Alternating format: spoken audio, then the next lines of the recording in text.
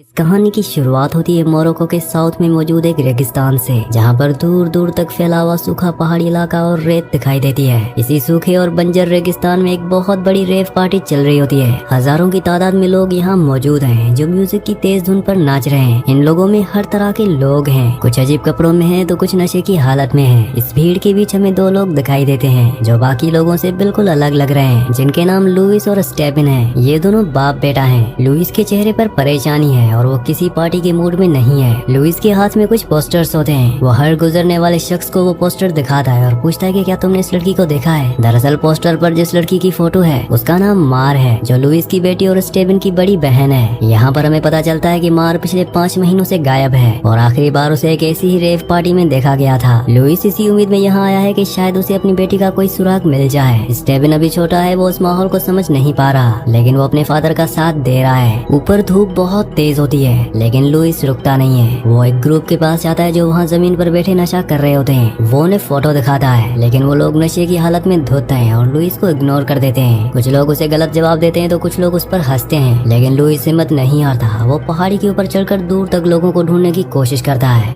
अब इसके बाद शाम होने लगती है। लुइस और स्टेबिन थक कर एक जगह खड़े होते हैं। तभी उनकी मुलाकात एक रेवर्स के ग्रुप से होती है। इस ग्रुप में कुछ लड़के और लड़कियां हैं। ये लोग दिखने में थोड़े अलग लग रहे होते हैं। लुइस उन्हें मार की फोटो दिखाता है। इनमें से एक लड़की फोटो को ध्यान से देखती है। वो लुइस को बताते हैं कि उसने शायद इस लड़की को देखा है, लेकिन यहाँ नहीं। वो बताते हैं कि डेजर्ट के और भी अंदर मोरिटेनिया के बॉर्डर के पास एक और सीक्रेट रेव होने वाली है। ये एक बहुत बड़ी और आखिरी पार्टी होगी। वो कहते हैं कि हो सकता है कि मैर वहाँ गई हो, क्योंकि वो पार्टी बहुत मशहूर है। ये सुनकर लुइस के मन में एक उम्मीद जागती है। तभी वहाँ पर कुछ हलचल शुरू होती है। पुलिस और मिलिट्री की गाड़ियाँ वहाँ आना शुरू हो जाती हैं। अनाउंसमेंट होती है कि ये पार्टी इलीगल है और सबको जल्द से जल्द यहाँ से निकलना होगा। साथ ही रेडियो पर खबर आती है कि कंट्री में हालात खराब हो रहे हैं। इस कंट्री में सिविल वॉर शुरू हो चुकी है और अब हालात बद से बदतर होते जा रहे हैं। मिलिशिया लोगों को वहाँ से निकालने के लिए जबरदस्ती करती है, लेकिन वो रेवर्स का ग्रुप पुलिस की बात नहीं मानते। वो फैसला करते हैं कि वो वापस शहर नहीं जाएंगे, बल्कि आगे रेगिस्तान की तरफ जाएंगे उस सीक्रेट पार्टी के लिए। वो अपनी 2 बड़ी वैन्स में बैठते और निकलने की तैयारी करते हैं। लुइस भी जल्दी से फैसला लेता है। वो सोचता है कि अगर मैर उस अगली पार्टी में है तो उसे भी वहाँ जाना होगा।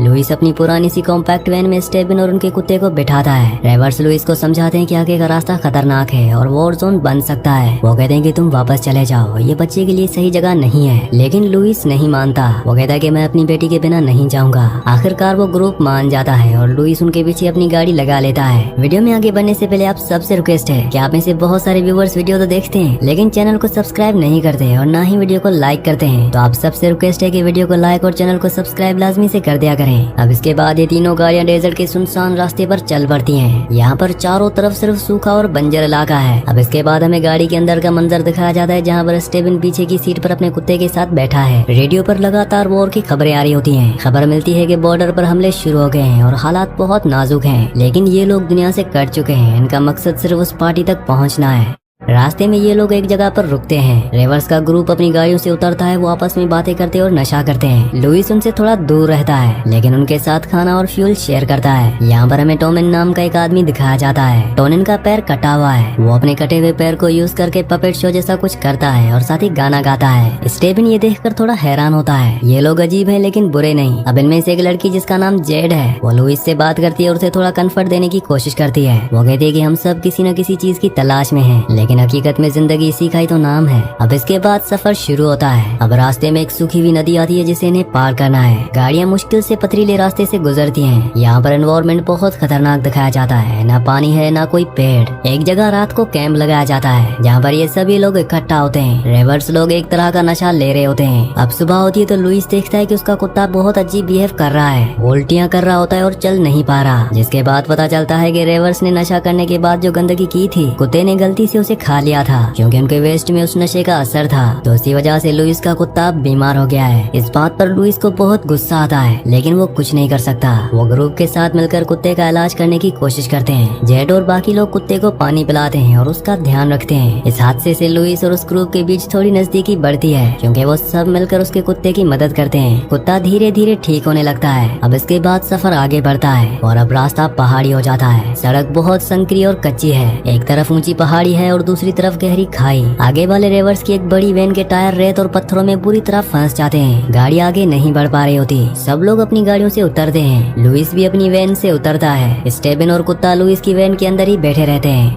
अब लुइस और बाकी सब मिलकर उस फंसी हुई वैन को धक्का देने लगते हैं। ये सब काफी जोर लगाते हैं और बहुत कोशिश करने के बाद वो वैन गड्ढे से निकल जाती है, जिसे सब लोग बहुत खुश होते हैं और सेलिब्रेट करने लगते हैं। लुइस भी राहत की सांस लेता है, लेकिन तभी लुइस की नजर पीछे जाती है। उसकी अपनी वैन जिसमें स्टेबिन और पीपा बैठे हैं वो धीरे धीरे पीछे की तरफ लुढ़कने लगती है। ये देखकर लुइस घबरा जाता है। वो गाड़ी के पीछे भागता है। स्टेबिन अंदर से दरवाजा खोलने की कोशिश करता है, लेकिन गाड़ी लॉक हो चुकी होती है। गाड़ी तेजी से पीछे जाती है और सीधा पहाड़ी के किनारे से नीचे गिर जाती है। लुइस किनारे तक भागकर आता है, लेकिन तब तक बहुत देर हो चुकी होती है। गाड़ी हजारों फीट नीचे खाई में गिरकर चकनाचूर हो जाती है। एक बड़ा धमाका होता है और गाड़ी में आग नहीं लगती, लेकिन वो पूरी तरह क्रश्ड हो जाती है। यहाँ पर पूरी तरह से सन्नाटा छा जाता है। लुइस वहीं जमीन पर गिर जाता है। लुइस पूरी तरह से टूट जाता है। वो चीखता है, रोता है, लेकिन नीचे से कोई आवाज नहीं आती। स्टेबिन और उसके कुत्ते दोनों की मौके पर ही मौत हो गई। बाकी रेवर्स भी पूरी तरह से शॉक हो जाते हैं। जिस बेटे के साथ वो अपनी बेटी को ढूंढने निकला था, अब वो बेटा भी उसके हाथ से चला गया। इस हादसे के बाद लुइस पूरी तरह टूट जाता है। वो गहरे सदमे में चला जाता है। वो ग्रुप से बात करना बंद कर देता है। ग्रुप के लोग कोशिश करते हैं कि नीचे जाकर बॉडीज को निकाल लें, लेकिन नीचे खाई बहुत गहरी है। वो समझ जाते हैं कि अब कोई जिंदा नहीं बचा। तब लुइस अचानक उठता है और बिना किसी डायरेक्शन के रेगिस्तान में पैदल चलना शुरू कर देता है। उसे बिल्कुल भी होश नहीं होता कि वो कहाँ जा रहा है। धूप और गर्मी उस पर असर कर रही होती है, लेकिन उसे इसकी कोई परवाह नहीं होती। स्टेफ और जेड अपनी गाड़ी लेकर उसके पीछे आते हैं। वो उसे रोकने की कोशिश करते हैं। लुइस उनसे दूर हटने को कहता है, लेकिन वो लोग उसे अकेला नहीं छोड़ते।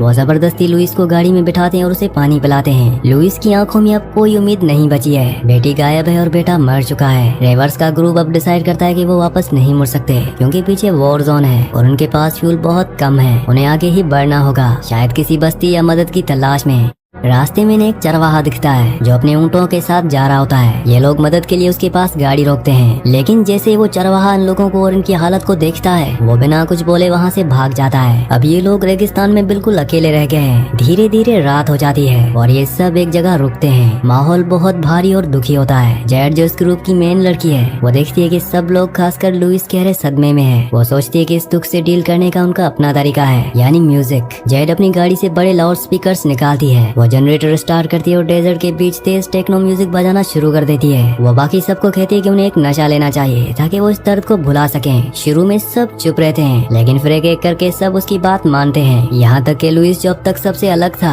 वो भी इस अजीब सिचुएशन में शामिल हो जाता है। म्यूजिक की आवाज पूरे रेगिस्तान में गूंज रही होती है। ये सीन बहुत ही अजीब होता है। एक तरफ मौत का दुख है और दूसरी तरफ तेज म्यूजिक। जेड, टोनिन और बाकी लोगों को न जाना शुरू करते हैं। वो आंखें बंद करके झूमते हुए रेगिस्तान में इधर उधर भटकने लगते हैं। ऐसा लगता है जैसे वो किसी और दुनिया में पहुंच गए हों। लुइस बस उन्हें देखता रहता है। उसका दिमाग अभी भी उस खाई में गिरे हुए अपने बेटे के पास है। जेड नाचते नाचते कैंप से थोड़ा दूर निकल जाती है। वो नशे में पूरी तरह मदहोश होती है, जिसके बाद हमें दिखाया जाता है कि जिस इलाके में ये लोग हैं वो एक पुराना माइन फील्ड है। वॉर की वजह से यहाँ जमीन के नीचे लैंड माइन्स बिछी हुई है, जिसका इन लोगों को पता नहीं है। और जेड नाचते नाचते अनजाने में एक लैंड माइन के ऊपर पैर रख देती है। म्यूजिक के शोर में किसी को कुछ सुनाई नहीं देता। तब अचानक एक जोरदार धमाका होता है, जिससे जेड की बॉडी के चिथड़े उड़ जाते हैं। धमाके की आवाज सुनकर बाकी सबका नशा टूट जाता है और वो उस तरफ देखते हैं। टोनिन जो जेड के करीब था और उसका दोस्त था, वो ये देखकर पागल हो जाता है। वो चीखता हुआ जेड की तरफ भागता है। बाकी लोग उसे रोकने की कोशिश करते हैं। वो कहते हैं कि वहाँ माइंस हैं,